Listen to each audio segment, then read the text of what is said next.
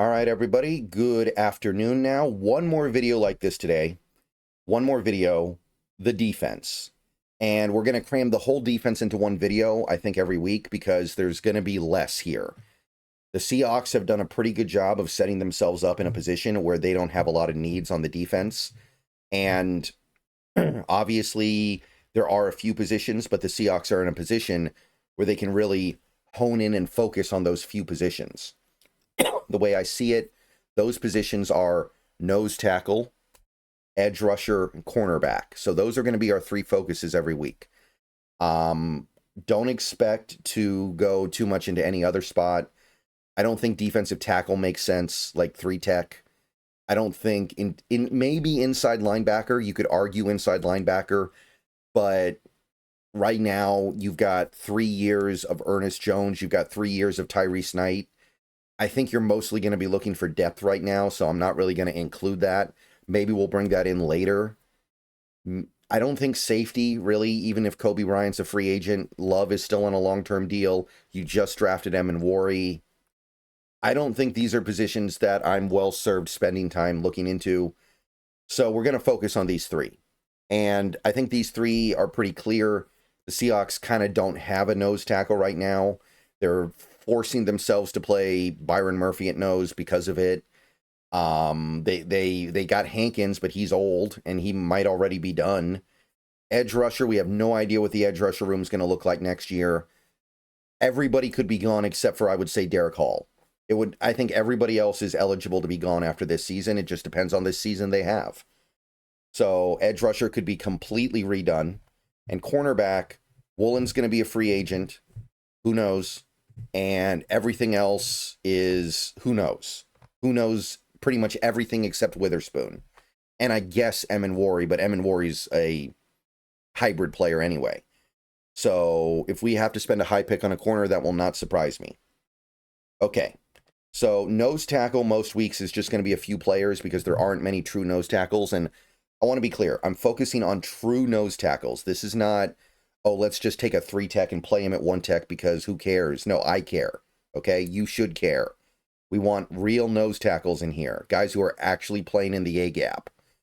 Not just big guys who look like a nose tackle, but they're not a nose tackle. Not 3-techs that you can force to play nose tackle. I want real nose tackles here. And the good news is it's not a bad draft, it looks like. Dante Corleone might be the star of the show. The Cincinnati guy. He's back, and he started off the season fairly well. Again, from nose tackles, you're not looking for big stats. You're looking for team stuff. 1 tackle, 1 quarterback hit from him, but they only allowed 20 points, only allowed 113 rushing yards, which is 3.2 yards a carry. He was graded very well, 78.6 against the run, 74 overall. So that's a good start for Corleone. Keanu Tanuvasa of BYU, Brigham Young, he transferred there this year. 1 tackle, but 4 quarterback pressures, which is really good for a guy who plays a lot in the A-gap. BYU allowed 0 points and -3 rushing yards. Hard to beat that. They didn't give up anything on the ground. It was a weak opponent, obviously, but they did as good as you could. 71.2 run defense, 77.8 overall grade. So really, really strong stuff from BYU with their nose tackle. That's somebody that wasn't really on my radar, but time to pay attention a little bit, see if this guy can hack it at the NFL level in the A-gap as a true nose tackle. Before we go any further into this video, I want to tell you a little bit about my friends over at Sleeper. Have you heard about the app, the Sleeper app? Download it. I'm going to let you in on a little something now. It's more than just a platform for fantasy leagues. Yes, this year, millions of users enjoyed playing fantasy sports on Sleeper, but there is so much more to this app. There are live stats, real-time updates, and visualizations on all stats. News feed is lightning fast. You get updates on your favorite players and teams. There is a chat you can use in real time to engage with other users about plays and performances. All kinds of fun stuff like that over there. So download the Sleeper app, the #1 sports app today. Experience it yourself. Use promo code SBN to get a $100 match on your first deposit. Terms and conditions apply. See Sleeper's terms of use for details. Currently operational in over 25 states. Check out Sleeper today. SBN promo code. Back to the video. Jaheim Otis, another guy that I don't know very much. I didn't know very much about before the season started. The Colorado guy. Now look, Colorado got run all over by Georgia Tech. I will admit that, which is not what you're looking for. But for whatever it's worth, Pro Football Focus doesn't really think it was his fault. 2 tackles and a batted pass for him, 27 points allowed. They got run all over, like I said, but look at what PFF says. 69 run defense, 71.7 PFF grade. So they think he did his job. Does that mean he did do his job? Not necessarily, but that is something that I think merits further evaluation. And at the very least, we should be aware of this guy because he is playing in the A-gap. He is a bigger guy. I think he's listed at like 325. I think he's listed around 325, so that's a legitimate nose tackle size at least. It's a start. Okay, next up we have edge rusher. Edge rusher, pretty juicy this year. And it was a pretty good week. A lot of guys standing out. The star of the show was probably Ruben Bain, the Miami guy, the Hurricane. And Miami had a big win this week. They beat Notre Dame. Big win for them. 6 tackles for Bain. Half a tackle for loss, which was the half a sack. Remember, college football counts sacks as TFLs. So not a huge week in terms of actually getting to the quarterback, but he had an interception that he took back 12 yards. He had a forced fumble, and he had 4 pressures. By the way, everybody on this list had 4 pressures this week. Fun little oddity. 92.6 grade. I mean, hard to beat that. That's crushing it. 92.6. Speaking of 92.6, Gabe Jacas of Illinois, guy that I was aware of before the season started, had my eye on him. He was great. 5 tackles, 2.5 for loss, 2 sacks.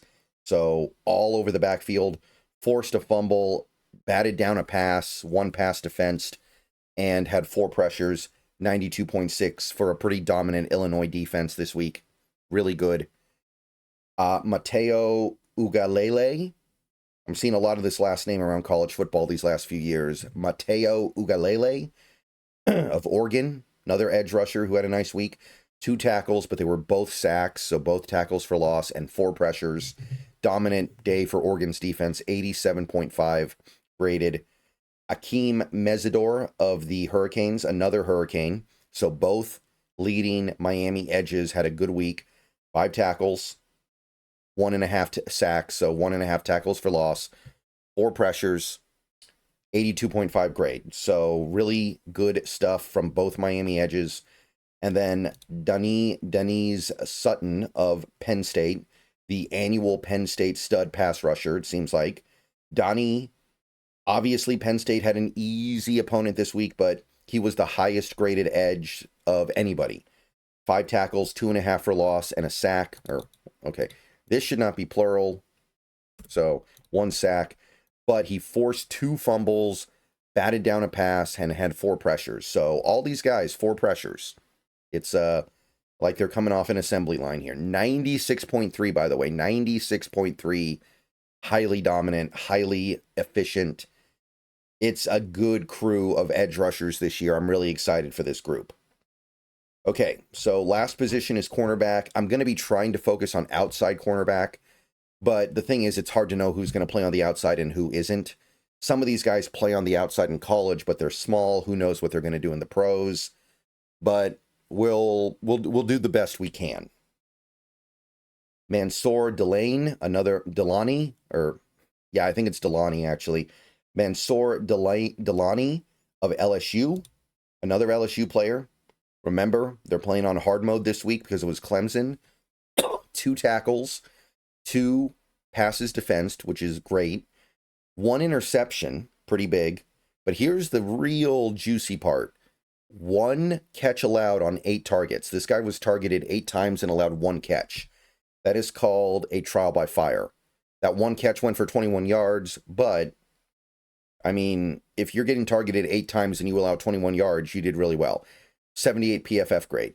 So really good stuff from Delani. D'Angelo Pons of Indiana, the Hoosiers. They got some good players this year. 4 tackles, 1 for loss, 1 pass defensed, 1 interception. So another guy who took the ball away. 4 out of 6 of his targets went for catches, but here's the thing, only 18 yards. 6 targets, 18 yards allowed, 3 yards per target. That's money. 78.8 grade. DJ McKinney, Colorado. Now look, Georgia Tech, not really known for their passing game. I understand that he's kind of playing life on easy mode when you're playing corner against GT, but 4 tackles, a pick, allowed 2 catches on 2 targets. So the interception he got, he wasn't even targeted. I understand. But 24 yards allowed. Obviously, that's something you want to clean up a little bit, but he did his thing for the moment. We'll see where this year goes for him. I'm not convinced he's an outside corner in the NFL, but time will tell. 72.7.